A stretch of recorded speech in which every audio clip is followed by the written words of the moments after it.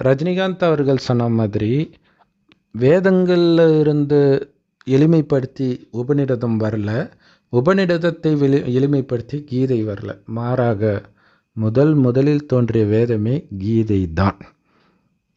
கீதை தான் சாரம். கீதா சாரம்னு சொல்கிறாங்க இல்லையா? நம்ம என்ன நினச்சிக்கிறோம், அந்த கீதை புக்கை சாரமாக அவங்க போட்டிருக்கிறாங்க அப்படின்னு நினச்சிக்கிறோம். ஓரளவுக்கு அது உண்மையும் கூட.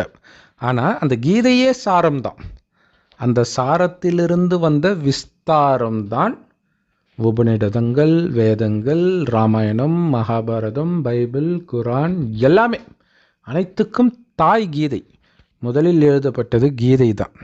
ஆனால் நமக்கு என்ன தோணும், மகாபாரதத்தின் கடைசி கிளைமேக்ஸ் தானே கீதை அப்படின்னு நமக்கு தோணும். மகாபாரதத்தில் ஒரு பார்ட் மாதிரி உங்களுக்கு தெரியும்.